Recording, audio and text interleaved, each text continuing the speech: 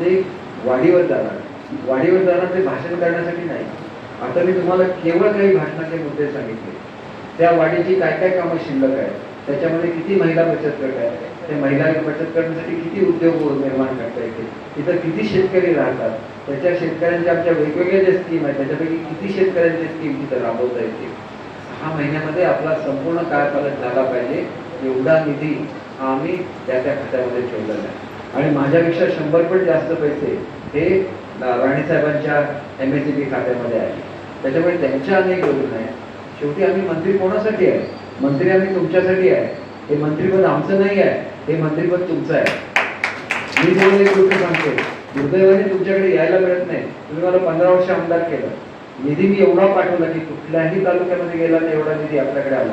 मी कधी तुमच्याकडे नारळ फोडायला आलो का, उद्घाटन करायला आलो का? एक गोष्ट लक्षात ठेवलं पाहिजे, हे पैसे तुमचे आहेत, आलेला निधी तुमचा आहे, त्याच्यावर अधिकार तुमचा आहे. परंतु तुम्ही ज्या प्रेमाने मला निवडून दिलेल्या त्या प्रेमापोटी एकदा तरी तुमच्या वाडीवर जाऊन तुम्हाला भेटलं पाहिजे, तुमची चौकशी केली पाहिजे, तुमच्या असलेल्या अडचणी दूर केल्या पाहिजे. आणि तेवढ्यासाठी मी येतोय. मी आल्याने तुम्ही राणेसाहेबांना मतदान करणार असं काय नाही, तुम्ही राणेसाहेबांना मतदान करणारच, पण तुम्ही राणेसाहेबांना मतदान केलंच पाहिजे. हे आम्ही आमच्या कामातून सुद्धा तुम्हाला दाखवते. राणेसाहेबांना तुम्ही मतदान केल्याबद्दल आमच्यावर जे तुमचं ऋण आहे ते आम्ही आमच्या कामातून तुम्हाला भरून दाखवतो. एवढं मी आपल्याला निश्चितपणे सांगतो. आणि म्हणून ज्या वेळेला आम्ही कामासाठी बाहेर निघतो, राणेसाहेबांच्या मुलगा उभारायला त्यावेळेला मी तक्रार निघालो, त्यावेळेला कधी घरी गेलो नाही 15 दिवसामध्ये, आता सुद्धा जाणार नाही आणि घरी जात नाही. म्हणून मी मागच्या वेळेला तर माझी गाडी बंद पडली, मी कार्यकर्त्यांच्या घरी राहिलो, पण या केलेला गाडीत झोपलो तरी आहे ना ऑब्जेक्शन. एवढं चांगली घर असताना आम्ही जर गाडीमध्ये झोपायची तयारी दाखवतो, तुम्हाला काय काय अडचण आहे तुमची? कशासाठी बोलत राहतात? कशासाठी कुठल्याही गोष्टीबद्दल बोलतात? तुमच्या नेत्यांना जर टॉयलेटला जायला असेल तरी आलिशान त्या ठिकाणी व्हॅनिटी व्हॅन उभी असते, त्याला तुम्हाला त्याचं कौतुक वाटतं.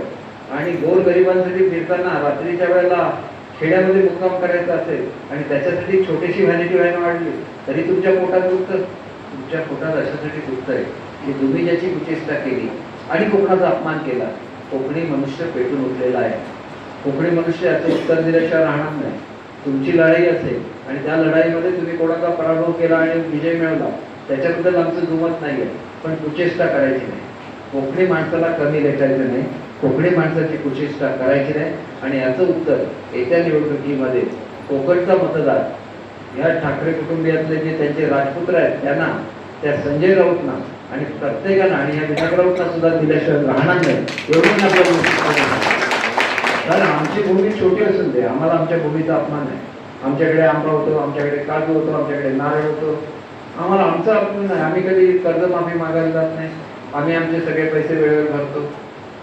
तुम्हाला काय अडचण आहे? कोकणात तुम्ही काही दिलंच नाही. शिंदेसाहेब मुख्यमंत्री झाले, सगळी जी मोठी महामंडळ आहे सगळ्यांना एकत्र केलं आणि कोकणसाठी एक मंडळ बनवलं. तुमच्याकडे पर्यटन असेल, तुमच्याकडे इंडस्ट्रीज असतील, तुमच्याकडे धरणं बांधायचे असतील, सगळे पैसे त्या महामंडळातून तुम्हाला येणार. नुसती सुरुवात 500 कोटीपासून केली. म्हणून तुम्हाला मी सांगतो, जवळजवळ 150 कुटुंबाला मी स्वतःची हॉटेल छोटी छोटी करायला पैसे दिले आहेत सिंधुदुर्गात. जवळजवळ 1500 महिलांना त्यांचे उद्योग उभे करण्यासाठी पैसे दिलेले आहेत. आपल्याला 4500 महिलांना आपण बॅकयार्ड पोल्ट्रीमधून वर्षाला 80,000 ते 1 लाख रुपये उत्पन्न मिळवून देणार आहे. काय हे करतो? आम्हाला तळमळ असते. मी मुंबईचा पालकमंत्री म्हणून जर्मनीला गेलो, पण जर्मनीहून येताना 4 लाख नोकऱ्या देण्याचं करार आम्ही त्याच्यावर केलं. मुख्यमंत्री उपमुख्यमंत्री त्याच्यावर त्या समितीचा प्रमुख म्हणून माझी सही आहे. आपली मुलं जे 30,000 रुपये इथं पगार घेतात, 3-3 लाख रुपये पगार घेणार. त्यांना जर्मन भाषा शिकवली पाहिजे, त्यांना तिथली टेक्नॉलॉजी शिकवली आहे. ह्या प्रक्रियेला सुद्धा भारतामध्ये सुरुवात झालेली आहे आणि त्याच्यासाठी फक्त महाराष्ट्राची निवड झाली, लक्षात ठेवा. आणि म्हणून उद्या आपला सर्वाधिक ड्रायव्हिंग शिकलेला जरी आमचा मुलगा असेल आणि त्याला जर्मन लँग्वेज यायला लागली तर त्याला 3 लाख रुपये पगाराची नोकरी मिळू शकते. हा चमत्कार आहे. हा चमत्कार लोकांसाठी घडला पाहिजे.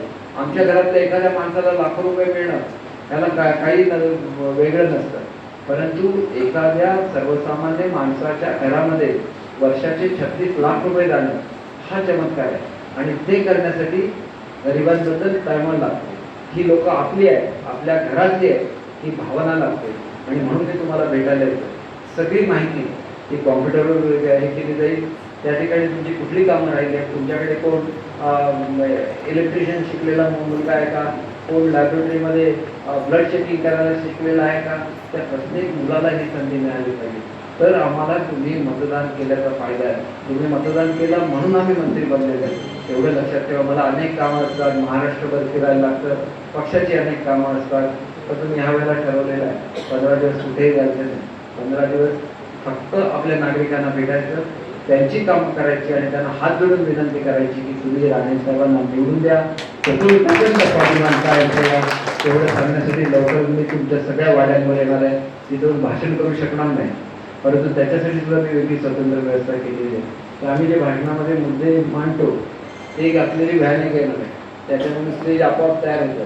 ताई तुम्ही आता सरपंच असतील त्या स्टेजवर जाऊन मस्त भाषण करा आणि निष्क्रिय खासदारांना पुन्हा एकदा मुंबईला पाठवता. कराल ना? एवढं करा, नाहीतर फुकटचा आम्हाला त्याने एवढा अपमान केलेला आहे. दुसरा यांचा अपमान नाही केला राणे साहेबांचा.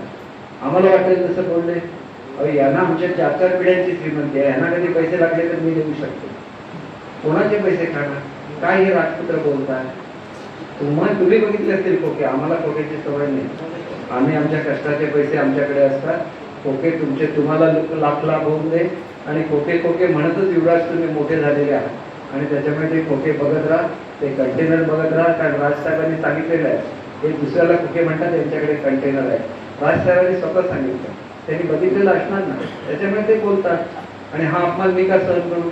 माझा अपमान तुमचा अपमान आहे, बरोबर आहे ना? त्यांना जरा दाखवून द्या कोकणी मनुष्य आणि कोकणी पाना काय असतो तो, एवढं दाखवून द्या, एवढी तुम्हाला विनंती करते. आणि